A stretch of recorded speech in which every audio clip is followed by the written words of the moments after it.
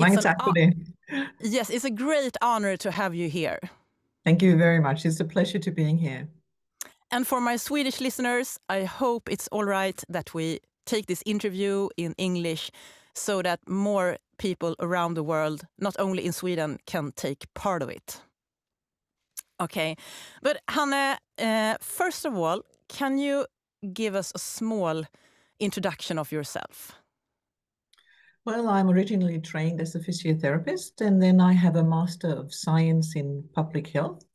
And then I did a PhD in medical science, and now I work at the Modic clinic in Odense, and I'm also a professor at the Rush University in Chicago in the United States. All right. So how come that you started to interest yourself for lower back pain? Well, it's a world's biggest problem. yeah, I agree. I know what you're talking about. And if you look at if you look at all the publications about what is a thing which is most, give most years lost to disability, a big Lancet publication, the 5 most, prominent things is low back pain is number 1 and neck pain is number 4. So you cannot, you can't turn your head anyway, anywhere there's patients with low back pain or neck pain. So it's a gigantic problem. And the problem is that it hasn't had a lot of emphasis when it comes to research. Because when you give money for research, you give it to things that people die from, cardiovascular diseases and cancer and things like this. But everybody has back pain. So a lot of money has not been allocated to doing research in back pain. And I think that's a huge problem. I totally agree. So how did you come across Modic changes? Well, when I did my PhD, I did it on treatment with patients with disc herniations, patients who were not having surgery but had exercises. We developed 2 kind of different patterns of exercises. And what happened was that when the patients came to their 1-year control, half of them said, "Oh, I'm fine, Hannah. I had terrible leg pain, but now it's gone." Which, that's good. The other half said, "I have now, the leg pain is gone. Poof, doesn't matter. Now I have this terrible pain in my lower back." And when you have a lumbar disc herniation, that gives leg pain. And when suddenly they have back pain, and they showed me, "Oh, I can't bend over forwards. I can't lift anything. I sleep horrible at night. I can't turn over in bed. I try to do exercises as my physiotherapist tells me, but I just get worse and worse and worse, and I have trouble doing my job, and I can't play with my children." And these people who said that, they had Modic changes. I didn't even know what it was, and I just could see these white thingies in the back, in the vertebra. And so this is what started, and I thought, what on earth is happening? Why do half of the people get Modic changes after a disc herniation and the other half doesn't? I thought it was really strange. And how do they get this excruciating pain? Because that is really, Modic patients, they don't have back pain. They suffer from back pain. Yeah. I know what you're talking about. Since Yes, I suffer myself, for example, I've seen your MRI. Yeah, you saw my MRI, and that's my next question. How do you find out that you have Modic changes?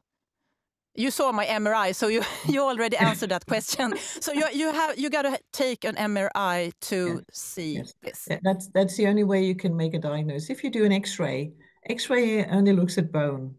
And if you do a CT scan, that is, an X-ray thing, 3-dimensional X-ray, and that, then you can see if you have, cancer, tumors and things like this. But if you want to see softer things, if you want to see liquid and things like this, then you have to do an MRI. And there you can see the liquid which is in the vertebra. Yeah. So I have to tell you and the listeners that I have had the worst night of my life. I'm not kidding. I wasn't able to sit here if I didn't take 2 very strong painkillers this morning. So just so everyone knows that it's almost impossible to go through the day without taking painkillers. That's my that's how my life has been the last year. So just so everyone knows, it's not like I've make things up that this is for real. Yeah. Okay, so can you give us a medical description? What is modic changes? What does that mean?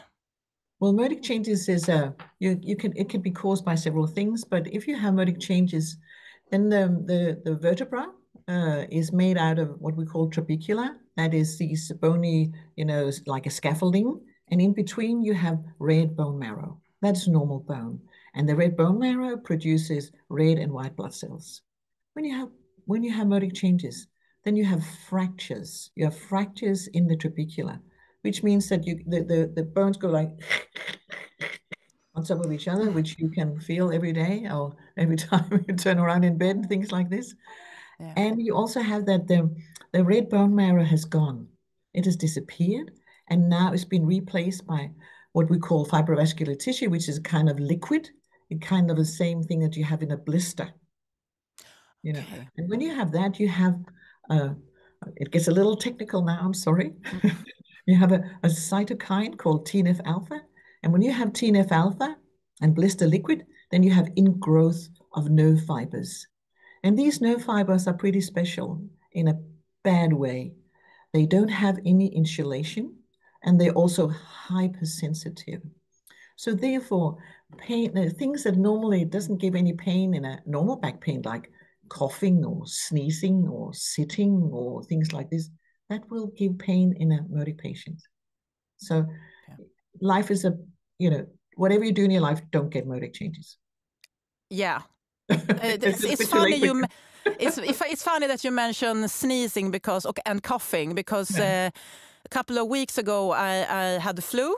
So it was I can't describe it without starting to cry, but it was every cough, every sneeze, it was like hell. Yeah. For speaking loud. Okay. So when were modic changes first described? Modic changes were first described by a radiologist called Michael Modic, and it was done in 1988. So it's 35 years ago. Okay. And why do modic changes occur in this area?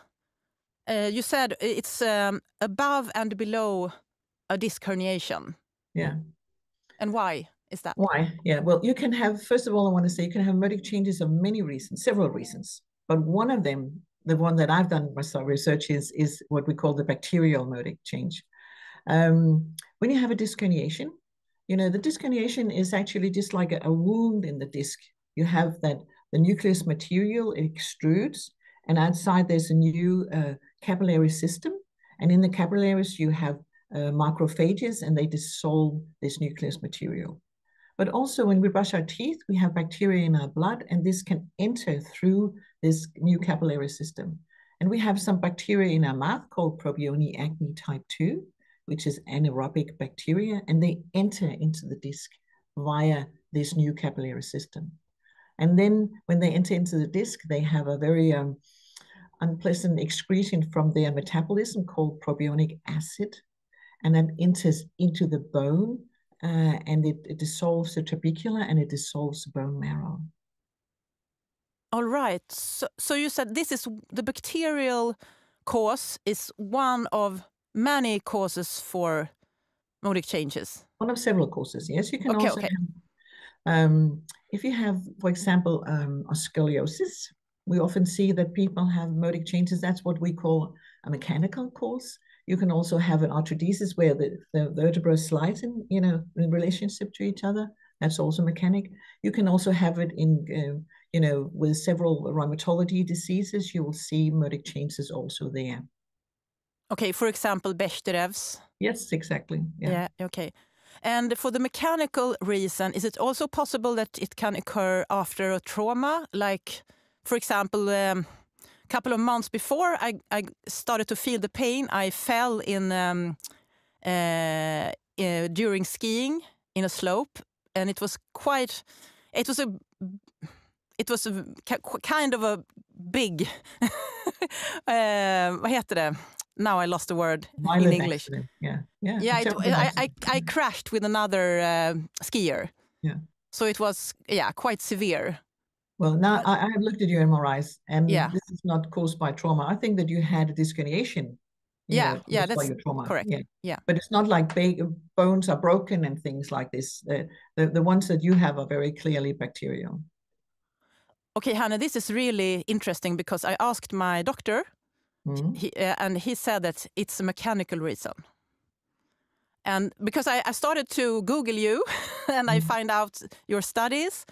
And so this is, okay, so what would you say about the knowledge in general about Modic changes in the world today? It's expanding. Okay, that's good. Sorry, I forgot to put on my telephone. No problem. Sorry. Du kan ta om den frågan bara. Yeah, I can repeat the question when do you're. that. Yeah, I'll yeah, just yeah. have to. I'll have to take off my telephone. Okay, so what would you say about general knowledge about Modic changes in the world today? Well, I would say that it is expanding. The problem is that when Modic first did his definition in '88, he described different kind of types, and it was bone edema and so forth, and that's great. But the problem is that he wrote that Modic changes are not painful. So therefore, there's been for many, many, many, many years absolutely no interest in Modic changes, because why on earth should you have interest in something which is not painful? Yeah, for sure. So it was only when I did my first study, when I did after my PhD, I thought, all these people who have Modic changes, they are in terrible pain. Yeah. So, and then I started digging into saying, well, when you have fractures, in your bone and bone edema, and all radiologists know that if you have bone edema in your knee, in your ankle, in your hip, wherever, it's terrible painful.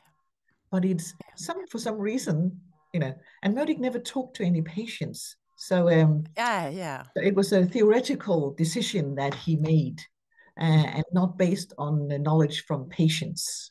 So when we started talking to the patients, we found that their Modic changes were terrible, terrible painful. But therefore, it was not until this was about, I think I published my paper in 2007 about the different causes for Modic changes. So it wasn't until then that there all of a sudden came focus on Modic changes. So we are very behind, if you can say that. Yeah. So we were hampered for many years, almost 20 years. The research in Modic changes were not done due to the fact that people thought that it wasn't painful. Oh, and yeah. people were suffering and they were told just think positive, Yeah, in Sweden there is smärtkliniker, like pain clinics where you can go, and I would say that they are teaching you to like think positively, and the pain will go away, and blah blah blah, and I'm like hell no, it won't go away. Just because I'm trying to be positive, but it won't go away anyway. So and I also wrote a blog post about my Modic changes, and I got so many emails from people around Sweden telling me that their doctors didn't even comment that they had Modic changes when they had an MRI, and also that they refused to prescribe strong painkillers. One doctor told the patient that you can take Alvedon. It's a very you can buy it in the store in Sweden. You don't need a prescription. Yeah. So it doesn't help at all. So I'm glad that the world is learning, but it has to learn faster, I think. Yes. And that's why we are sitting here. Yes. But the problem is that probably when the doctor who told these patients, don't worry, think positive and all this, when he studied, the textbook that he wrote, that he was reading when he was studying, or she was studying, said Modic changes are not painful. Yeah, because of the doctor. Yeah. Yeah, the Modic. Yeah. So it's it takes, we have to change the textbooks, and I know that's being done now. So it's a very when something has been told it's not painful, and then we realize 15 years later, 18 years later, that it is painful, then it's an uphill struggle. Yeah. Yeah. Yeah, I understand. Okay, can you say something about how common Modic changes are in the population in the world? Yes, that's very easy. 3 big studies have been done. One here in Denmark by Per Kjær. It's what you call epidemiology, where you take a population of, he took 40 years old. And then Jaro Kapinen in Finland has done a study on train drivers in Jyväskylä. And Dino Samatis has done a study in Hong Kong on Hong Kong Chinese. Almost 3,000 Hong Kong Chinese had an MRI. That's a lot of people. Oh, wow, that's a lot. Can you imagine looking at 3,000 MRIs? Oh, yeah. No. But all things, they all came out with the same number, 6%. Okay. 6% of the population, and that is both in Denmark, Finland, and also in Hong Kong. So it also crosses the racial thing.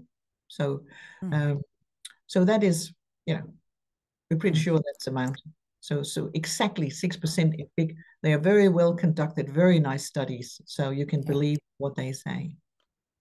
And what about gender? Is it more common among women or men? It's the same. It's the same. Okay. And it usually develops, you said 40 years, like when you're older than 40 years, or can it occur earlier? Yeah. We have had 18 years old with Modic changes. Wow. Okay. It's not really, the mean age at the clinic is 46. I'm 47. So you just fit the pattern. Okay. Really interesting. So is there a typical Modic patient, would you say? When it comes to background, like way of life and stuff like that? No. There's no, because it's very much according to the genes, because, it's the genes who, a typical Modic patient have back pain in their family. That's very, they very often they say, oh yes, my mother, she suffered from terrible. Oh, my father. Oh, and my auntie, she also has back pain. And because it has something to do with the genes who makes the cartilage in our body. But we have fat little ladies and big, huge, humongous bodybuilders. Okay. It's nothing to do with that. And it's nothing, we have office workers and everyone. It's everyone. Okay. Yeah. What about like runners? A lot of runners listening to this podcast. So what would you say about like having an active life? Is a risk factor, or it doesn't matter? No, it doesn't matter. Riding is a risk factor. Okay. Because riders, they often fall from their horses, and they have this when you bounce, choo, not like this. Yeah. But I won't say that we have any more runners. No. Okay. Oh, this is so interesting. And you said that I send you my MRI, and you said that it's a bacterial cause. This is really, I have to process this in my head while I'm speaking to you. Maybe we can show the listeners the MRI scan so that they can see. And how come that you like instantly can tell that it's a bacterial cause and not a mechanical one, for example, when you see the scan? Well, we will have to have a very long podcast, and it's it's difficult for the people who are listening to us to see, just like explain what is red. I'll have to give you a course in MRIs, so I think it's a bit I can't do that complicated in the podcast, honestly. No. But you have so long experience that you can see that this has to be a mechanical cause, and this is a bacterial one. Yeah, I can see that you've had a disc herniation. Your disc is black, or it's very dark, and you have a protrusion, which is the scar tissue after a disc herniation. And we can also see this kind of lip thing around the vertebra above and below. So it's a very classical. You also have what we call end plate changes. And that's not very good, because the disc has a pH level of 5.5 when it's degenerated, and the bone has a pH level of 7. So when you have end plate changes, some of the liquid kind of enters into the bone, and that gives a corrosion. And that's one of the reasons why many Modic patients, they tell me that their pain is burning, it's itching, it's like a corrosion, and that's very common. Normal back pains patients never say, I have a burning pain in my back. But Modic patients, they tell me that very, very often. And that's due to the corrosion into the bone. And that's also why it's constant pain. Yeah. Because that doesn't go away, even though it's morning, night, wherever it is. So your research, can you tell us a bit about that? Because it has a lot of it has a lot to do with the bacterial cause. Yes. Yeah. Well, it is some of the research that I've done. The research that when I got this idea that that Modic changes could be bacterial, then well, what is a normal treatment for bacterial infection? If you have a throat infection or a lung infection, that is to give antibiotics. So first I did a small study on 32 patients, which was extremely successful. And then I did a large, very, very high quality clinical control trial, what you call an RCT, with them where you draw, some gets antibiotics and some get placebo. We gave them different doses, and it showed a highly significant outcome for the patients who had antibiotics. And the placebo patients, they didn't change at all. And that's a normal course of, yeah. So, and that naturally made an uproar in the world because that was something was so new, and it was, and people all say that they like new things, but that's not true. People hate changes in general. I know what you mean. So to come out with this knowledge was very disturbing to a lot of people. Okay. What did they say? What was the main critic? The main critic was, I don't believe in this. And then I said to them, well, belief, that is something you could do in the church or in the mosque or in the temple or wherever you go. This is science. This has been proved. So you can say, I don't like it. That's something different. But say you don't believe it, belief has nowhere on earth in science. So that was both. They don't like it. And, changes people don't like. But you have developed this treatment with antibiotics, but how come, firstly, what does it look like, and why did you design this treatment in the way that it is? Well, I believe in patience. I believe that when you come to our clinic, we spend 4 or 5 hours with you. We very, very thoroughly go through the MRIs. We tell you how is the normal. I will teach you, what does a normal MRI look like? And what's the difference between yours? And what is this? And what is this? And so we go through the different kind of things which is on your MRI. So you understand your pain. I think it's so important that you understand why is this.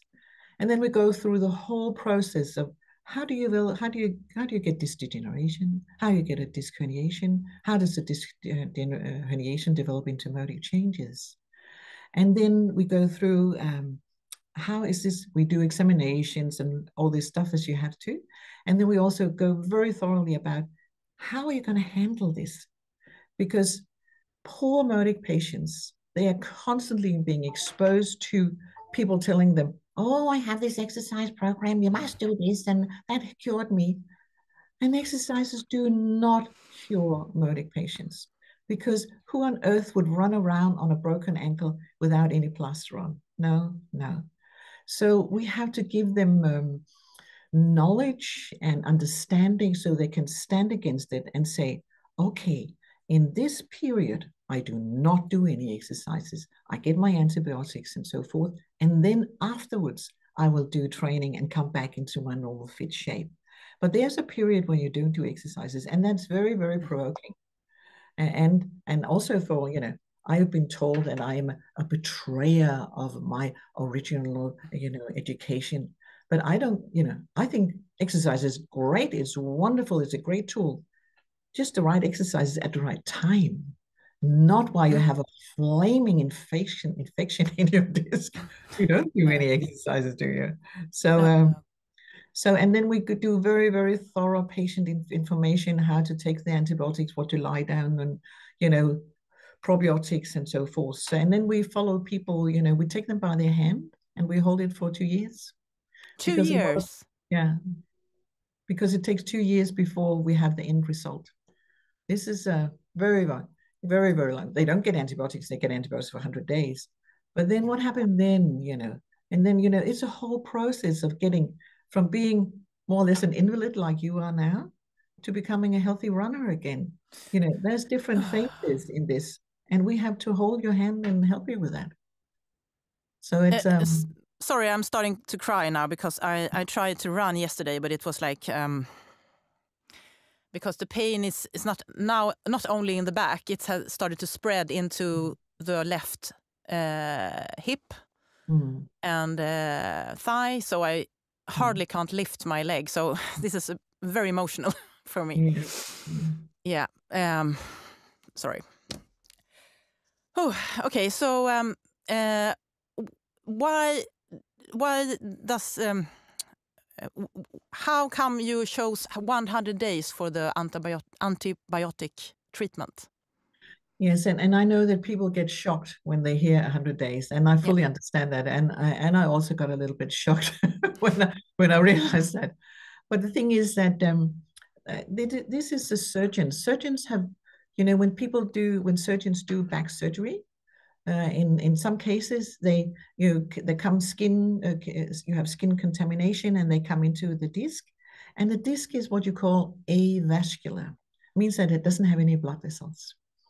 And the surgeons have done a lot of experiments and studies to show how long time do you need to give antibiotics to cure what you call a discitis. And that is around 100 days or a bit more. So I just followed the lead of the surgeons. Okay. And when do you start to see results of the treatment? Well, it takes quite a while. It takes a minimum of 8 weeks.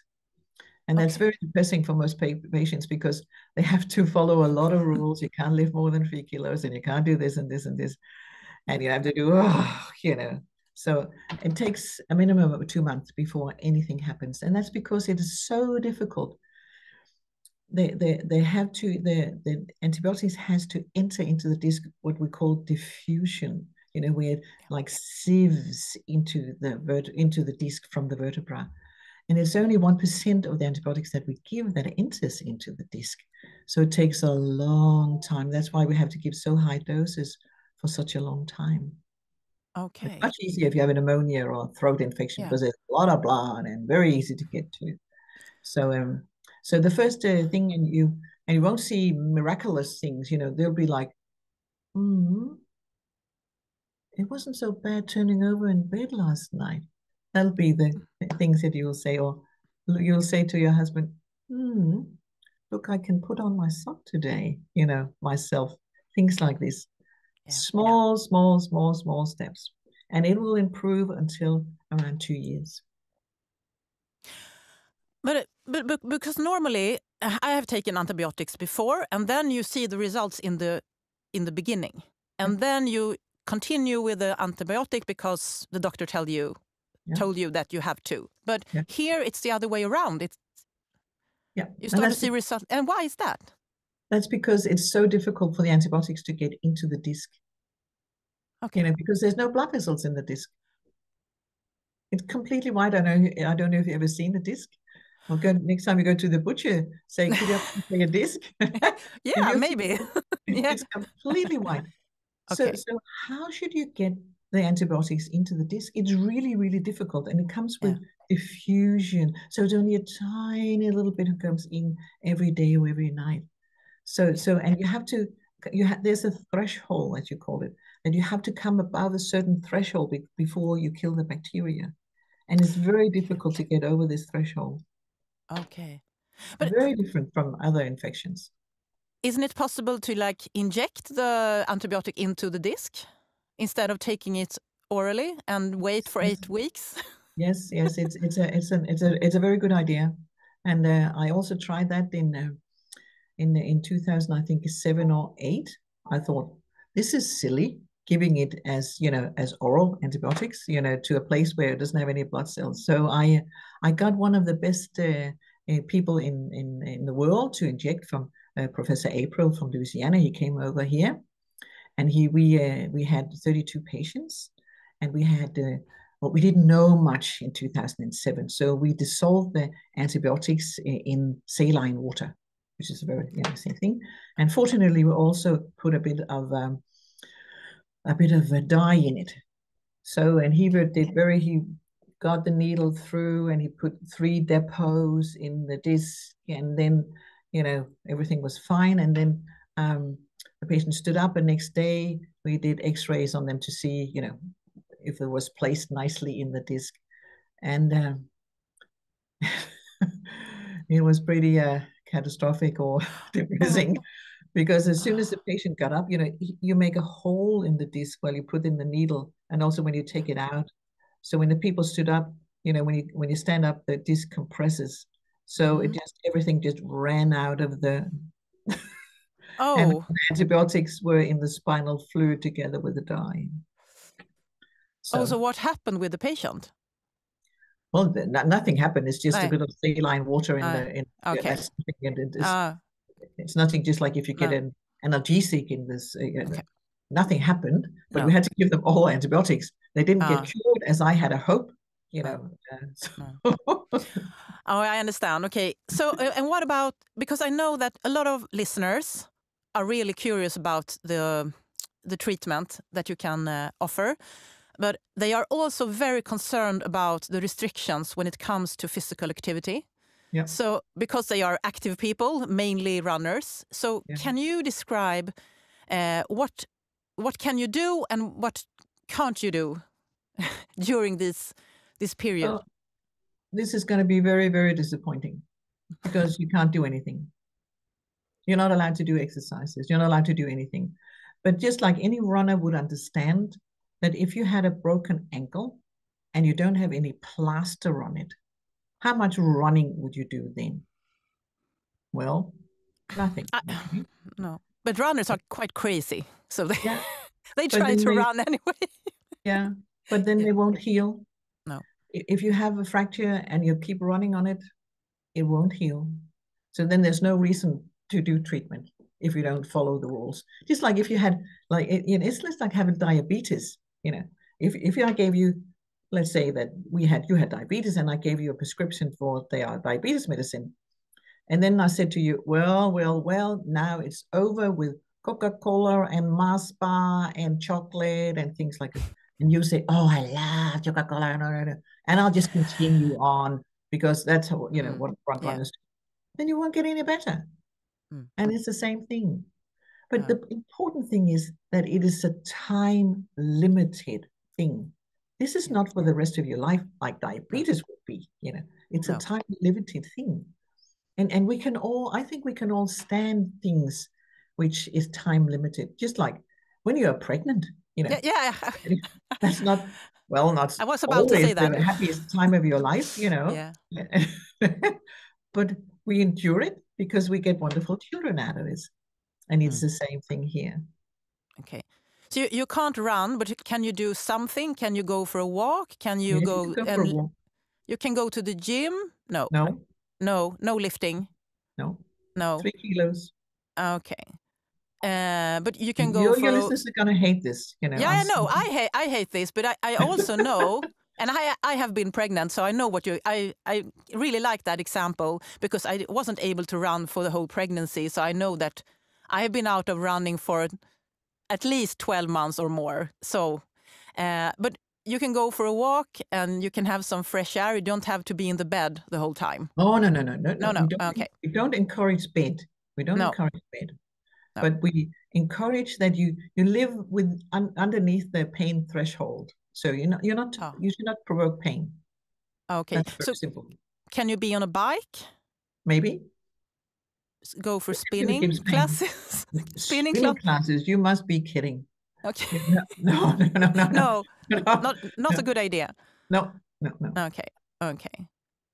There's no way around it. You just have to accept that you have fractures in your back, and you have to behave sensibly for a time-limited period. wouldn't it be able to like have some kind of corset around the core so that you can protect the back? Yeah, a lot of patients have that. Oh, they have? Okay. Yeah. You know, sometimes if they have to, there's something that they have to do, they have to go shopping and things like this, you know, then they put you know, can get elastic corsets and they help people. So that's right. You don't have to wear it 24 hours, but you know, just a temporary help. Okay. So as long as you don't feel any pain, you can continue. But also when you have had this pain for such a long time, I personally feel that my threshold is becoming higher and higher. So I'm not so good at feeling pain anymore. Yeah. Do you know what I mean? Yeah. Yes, exactly. I know exactly what you mean. And that is a very, very classical problem that Modic patients have. And also, you know, because a lot of times they don't get any support from their family or friends or their work. And then they just say, okay, I'm going to pull myself together. Yeah. And then they just, you know, they take like the pain and put it in the back of their head and they bite their teeth and then they go on and have this children's birthday or whatever it is, that Christmas Eve or whatever, you know. And they just pull themselves together and they're in agony and they smile through tears. And that is what a lot of patients do. You're describing me, so yeah. Okay, but what about after the 100 days? What happens then? Then we start training. Then we give you a program of gentle exercises, and then you do these. When you can do these exercises, and you go to your physiotherapist and you do Pilates or you know, yoga or you know, anything like this, and then you go on into the fitness center, and then you start, you know, slowly jogging and things like this. So you increase, you know, the amount of loading on your back. Okay, so small progression. Over time. Okay. Yes. So a runner that listens to this and suffer from Modic changes, when would you be able to like be back in normal training, would you say?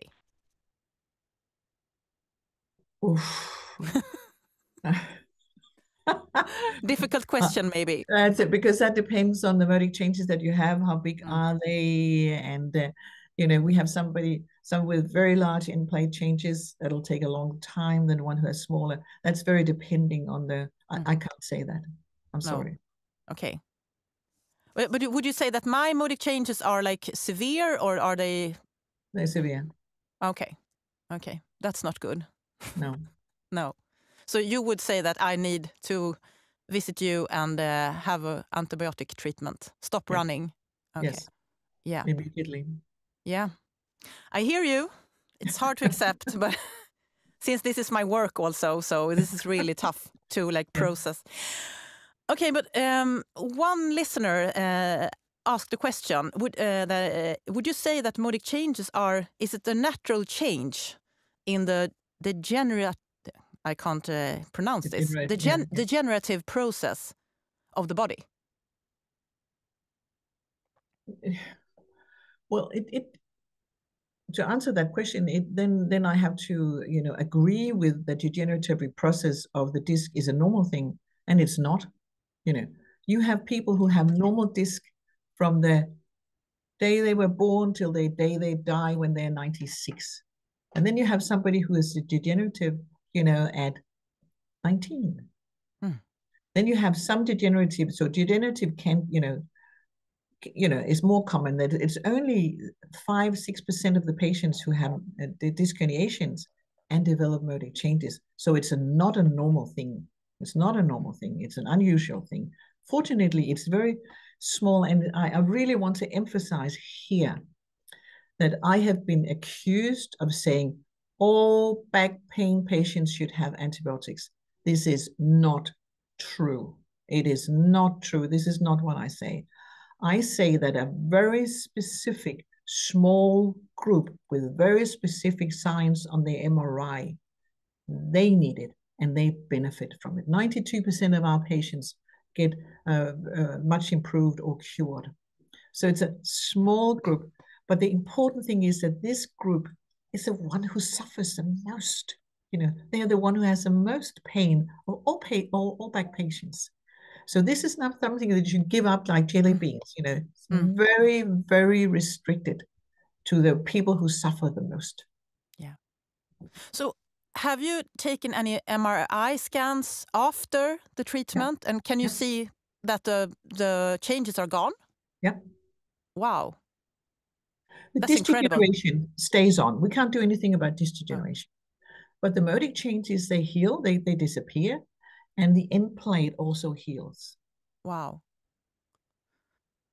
Can you do something to prevent more Modic changes in the future after the treatment? Yes, and then you have to do special exercise. That's some of the things that we do. You have exercise programs, so you like inner core training to put it very bluntly. Oh, wow. Because when I started to write about my Modic changes on social media, a lot of people started to give me advice that I should do postural training. Like, do you know what it is? Like small movements. Yeah. This is not effective, or what would you say? I am not sure that I exactly know what postural training is. Like yoga, for example. I think yoga is... But we do, what we advise our patients to do is what we call inner core training. That's the little muscles who are very, very close to the vertebra and who controls the vertebra. Okay. This is what you should do. All right. Okay. Okay, but many persons, me also, we feel like the pain is not only concentrated to the back, it's also radiating into one, or most often one leg or maybe both. And how come that it's radiating? I think there's several reasons. One of the reasons is that you have had a disc herniation. And when you had a disc herniation, then you had, pressure on your nerve root, and you had leg pain. And then you have around around the nerve root, there's a myelin sheet, protects the nerve. And sometimes it gets very irritated. It can be because you have pressure on it. That's one reason. And the other can be due to the inflammation, the irritation on the nerve root. So that's one of the reasons. All right. The other thing is that our body is very clever. And when we have fractures, it's like if I had a fractured arm, I would walk around like this. I would protect it if I didn't have any plaster on it. And the body does the same thing. When you have fractures in your vertebra, your muscles go, they make like a muscle plaster. And that's why most Modic patients, it's like when you ask them to move, it's like a bamboo stick because their muscles protect them, and that's very good.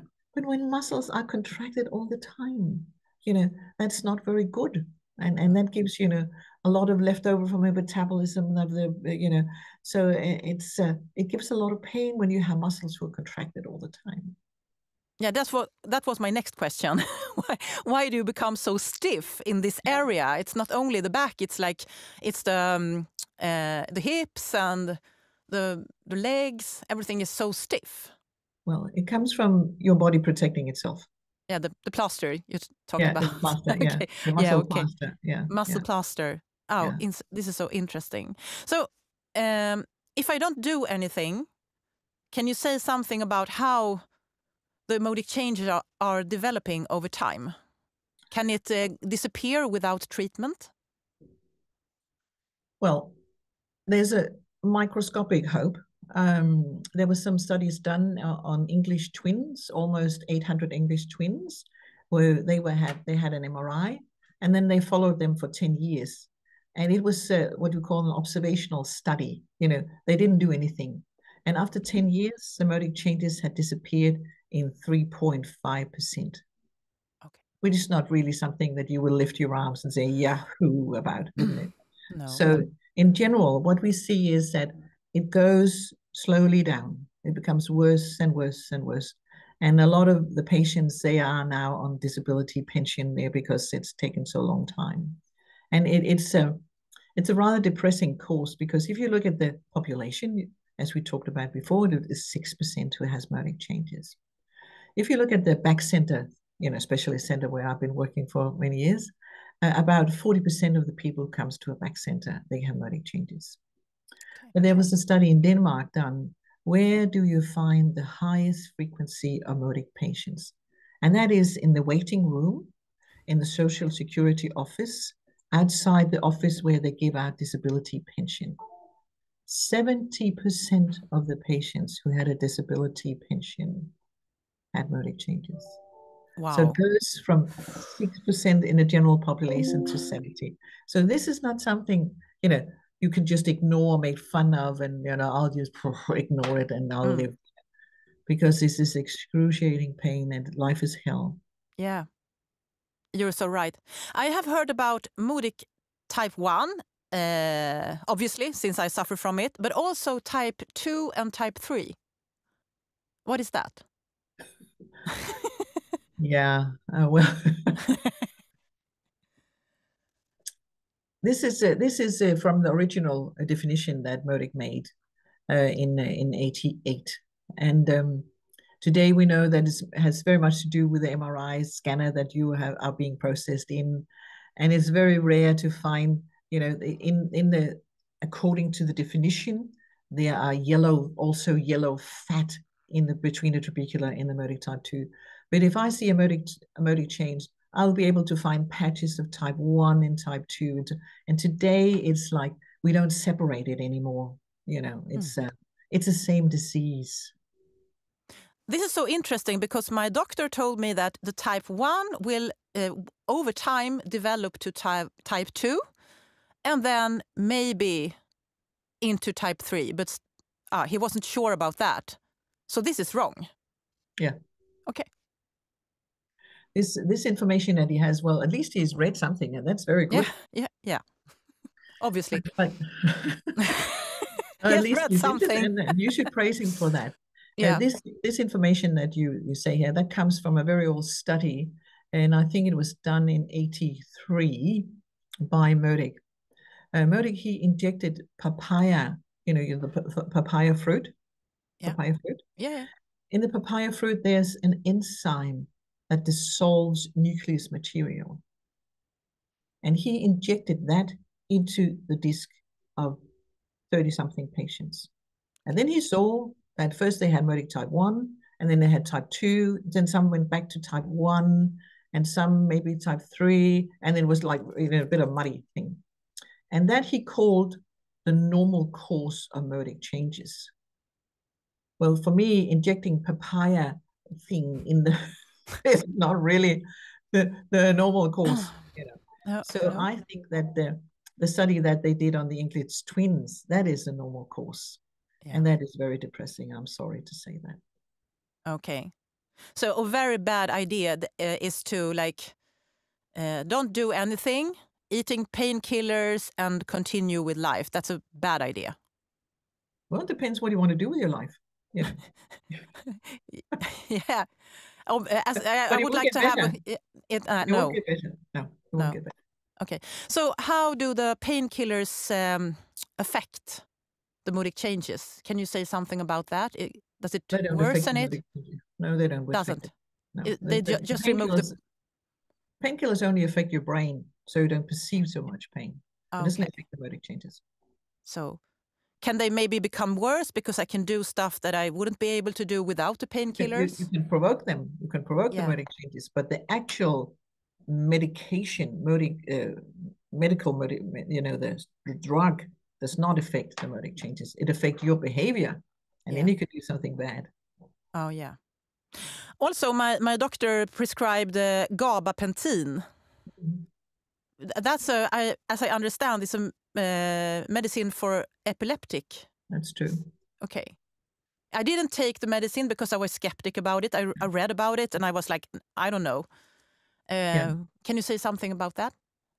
Gabapentin, that's because your doctor, he is desperate and he's really trying to give you the strongest thing that he can think of. And the gabapentin is a pretty effective one, but it has so many side effects and it's very, very difficult to get out of. So, can you mention some of them? So my patients tell me that it's like it's still like having massive jet lag, and that you're sitting here but in the reality, you're sitting here.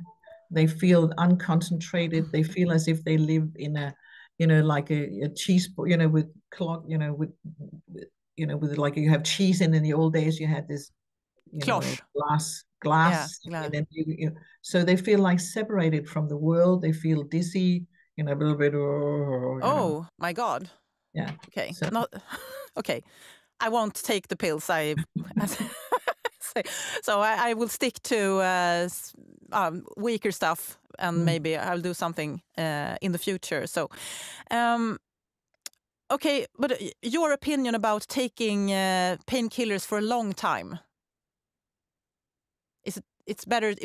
Maybe if you have, I forgot.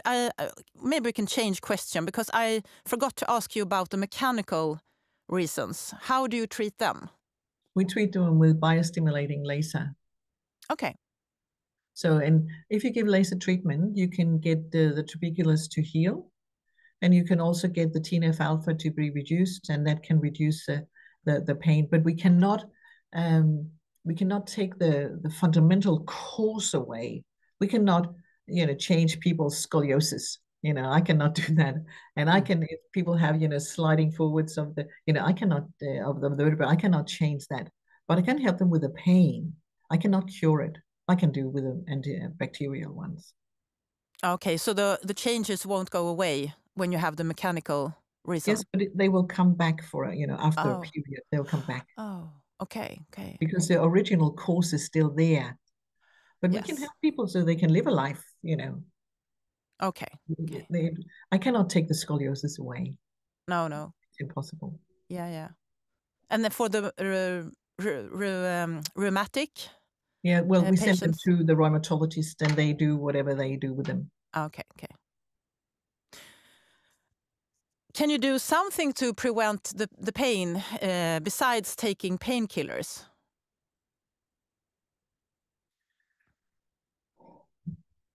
No. You can try not to provoke it. If I'm going to lift this, that'll increase my pain. So it has to be behavioral changes. Okay. Yeah, I hear what you say. This is hard to process. Maybe can you say something about how do your patients react when you tell them to don't exercise for 3 months? Are they happy, or are they concerned? Most people hate it, just like you do. Okay, I'm in good company then. Yes, you're in company with a lot of patients. Yeah. People don't write restrictions on their lives, and I fully appreciate that, and I fully understand that. But that's one of the reasons why we spend endless hours of educating patients. So they will, it's just like, they will, no, can't be true. I want to do this, and then, no, not me, and all the rest can do it. And then, they squirm, and no. And then, they come to some kind of realization, yes, okay, this is me, this is my disease, I'll have to act properly.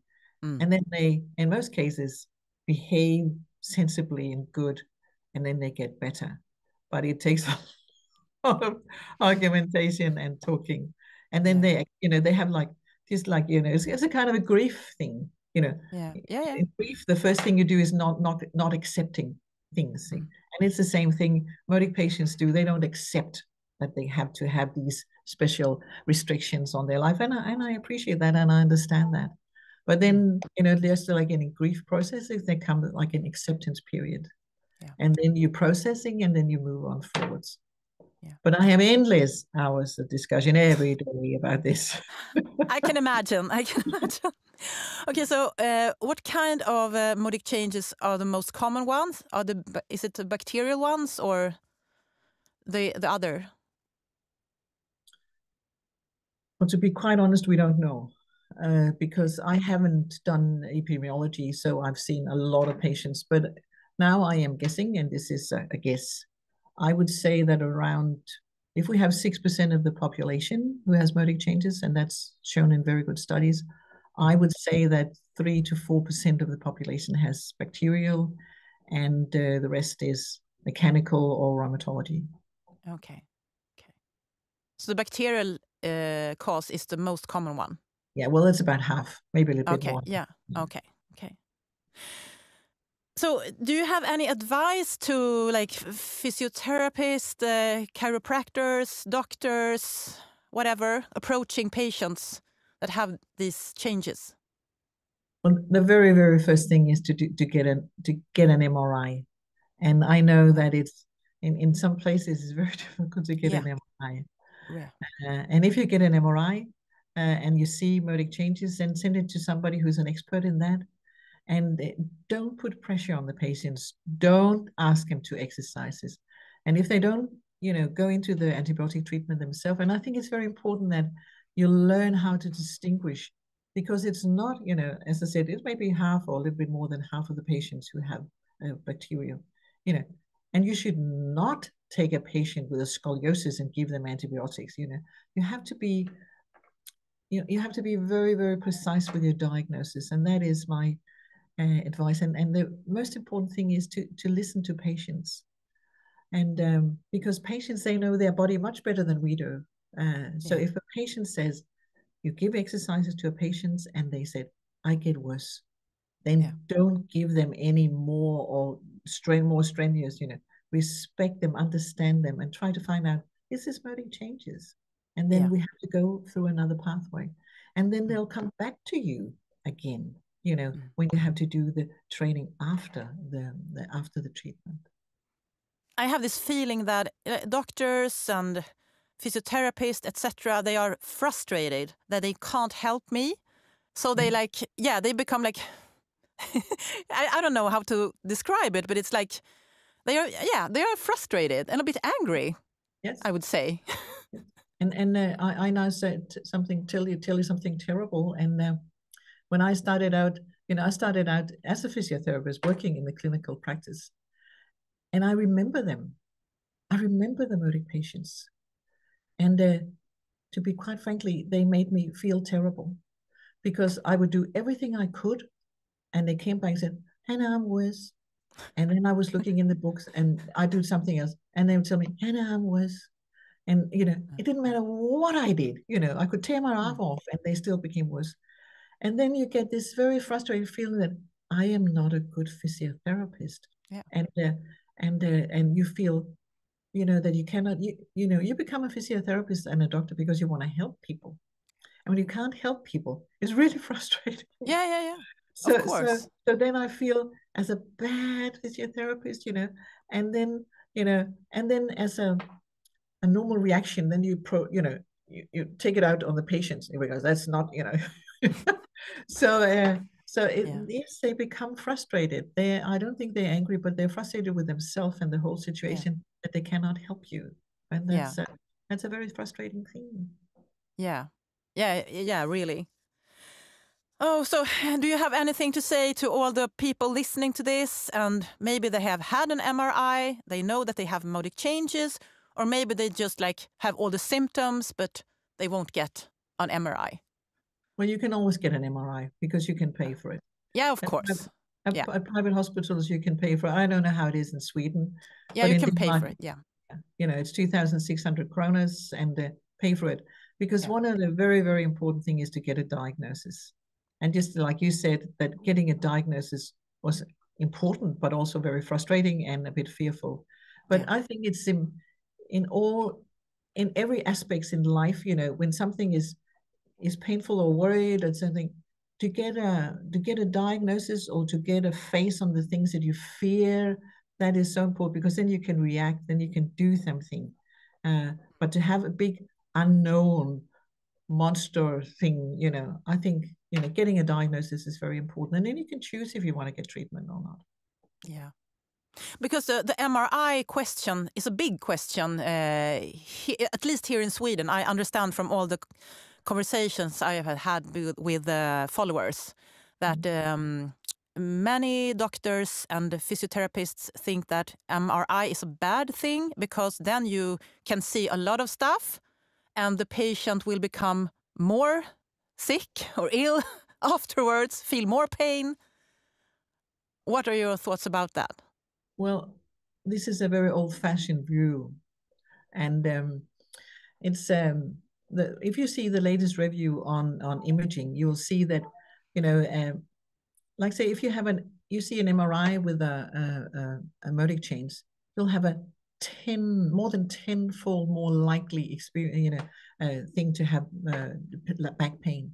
If you have a disc degeneration, I think it's 4.5, thing.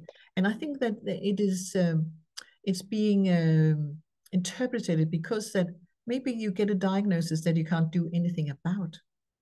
Yeah. And that frustrates it, so I think, if I had some kind of symptom and I was worried, and then I had an MRI and it showed me that I had incurable cancer, I would prefer to have the diagnosis incurable cancer, because then I have something to relate to instead of having all these symptoms and suddenly I die, Yeah.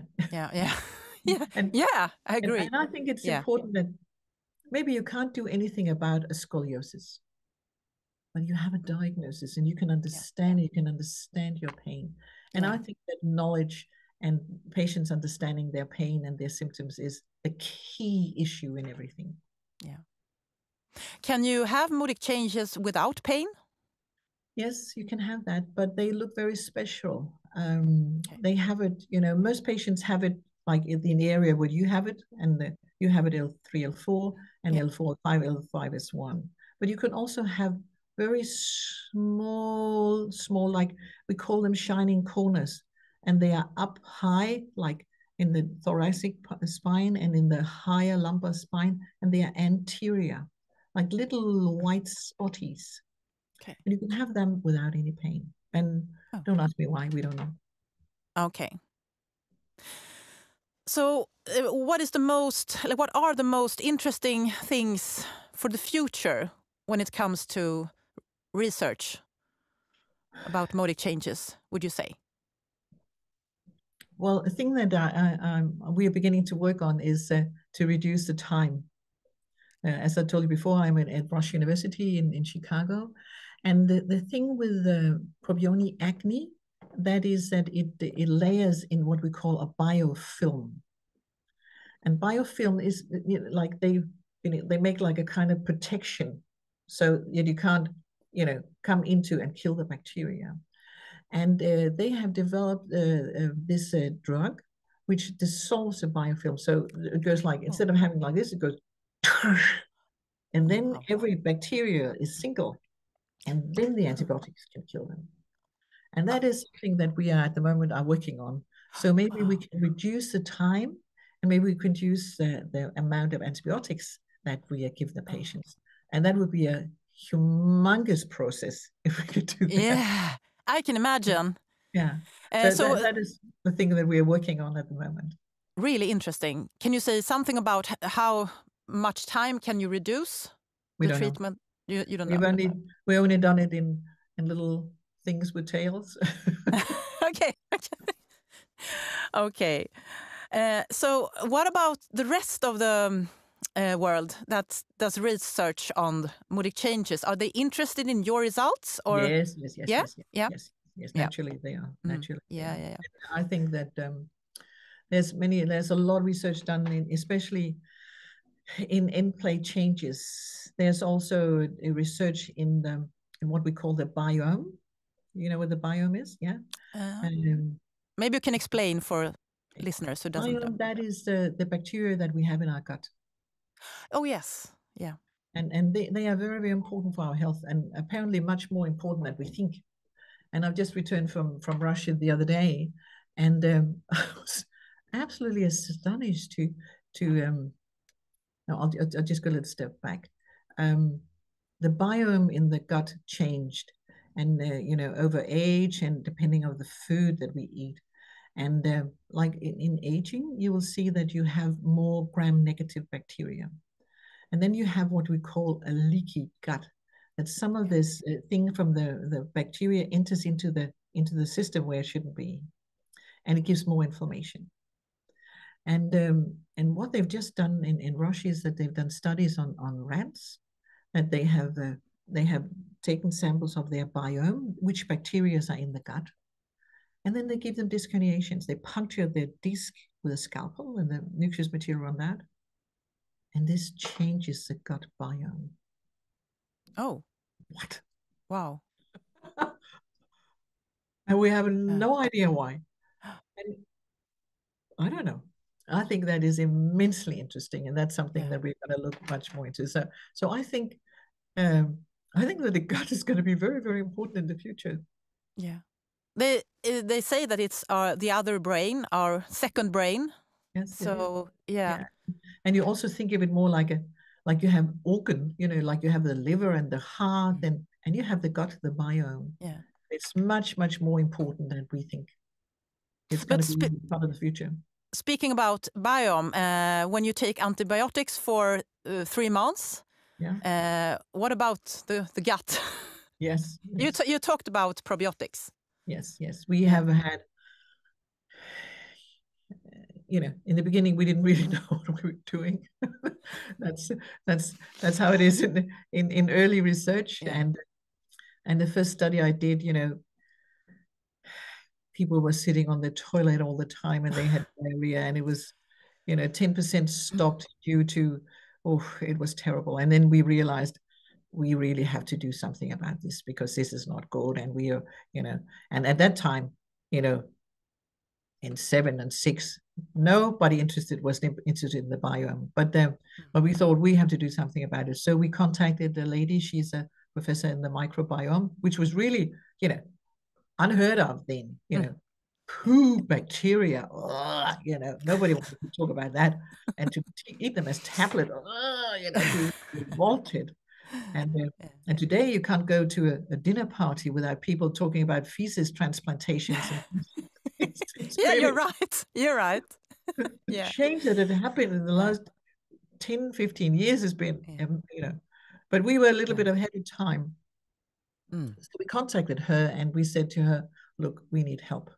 We have so many problems. And she said, naturally, you have problems because you give so high doses for such a long time. So she told us that for every antibiotic, there's some bacteria that they kill, especially. So one antibiotic will kill blah blah blah blah blah blah blah blah blah blah, and another will kill blah blah blah blah blah blah blah blah blah blah.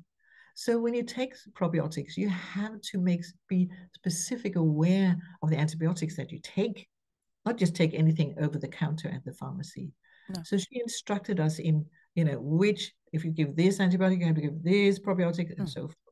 And also, people are taking a lot of time antibiotics wrongly. They take the antibiotics and then they take the probiotics, and will come down into the stomach. Then the antibiotics kill the probiotics. So you have to take it with its time.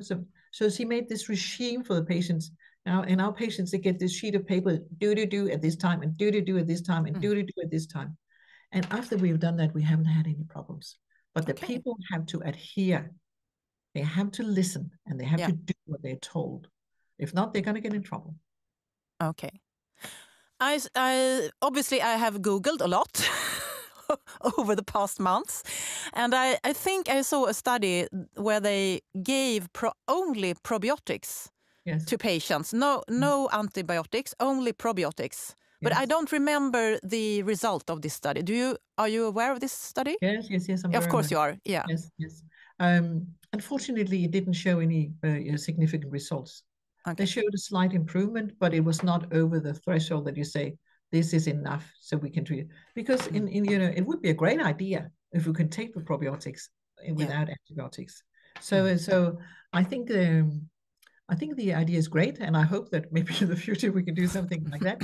Maybe with more specific, and maybe we can do a combination of we give the things that ruins the biofilm, and in the short course of antibiotics together with some probiotics. So there's many ways of developing this. Yeah. So this is really interesting. Can you in like 10 years, 20 years? Can you like have a look into the future? You talked about the biofilm, but if you can make a wish. Make a wish. I think that my wish would be in two directions. either that you have something that, the biofilm together with short, brief antibiotics together with some probiotics, some efficient, maybe the new black is also what we call prebiotics, which is, helping the thing in the big intestines, and maybe injections. I think that is the two-way pathway that you can go. Okay. And one follower also wrote to me about a procedure I think it's available only in the US, but it's called Intracept. Did you hear about it? It's IDID. Is it called IDID? Where you burn the disc?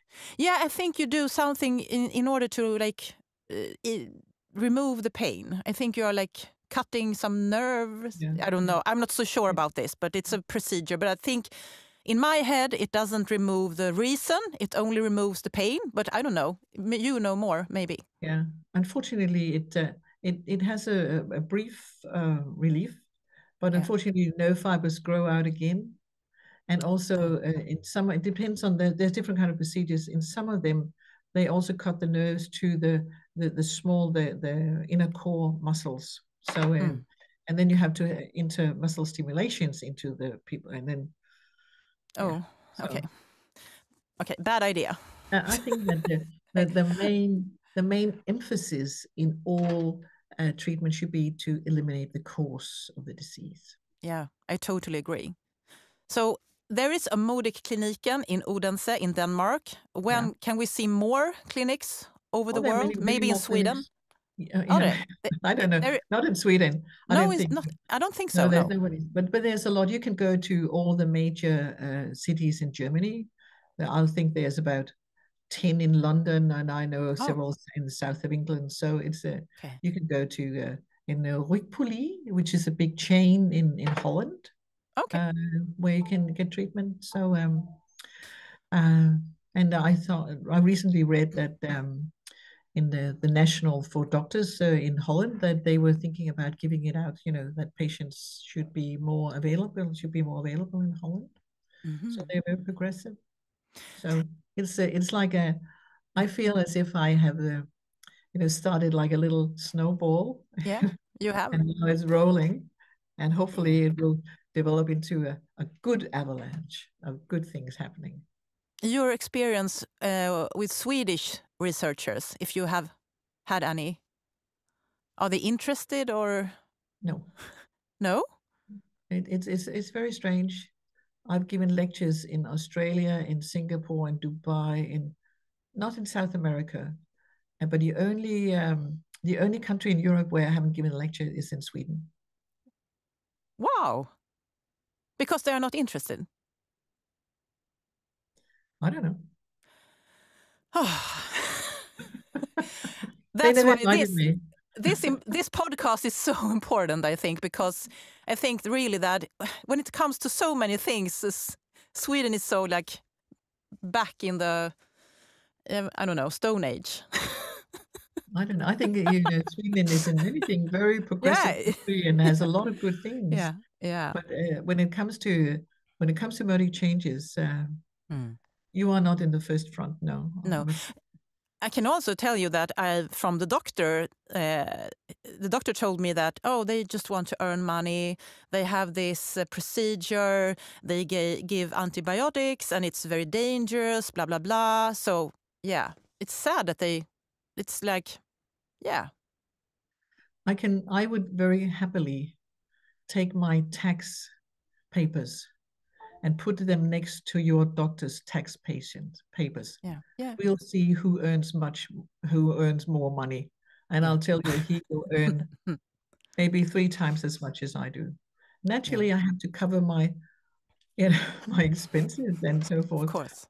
But this is not, we don't get, fat of this. And so this is a very unsober criticism of him. And I think it's very hurtful. Yeah. And I know he's going to listen to this episode, so we can maybe hope that in the future he will change his mind, and maybe his colleagues too, and that they will start to become more interested in your important research.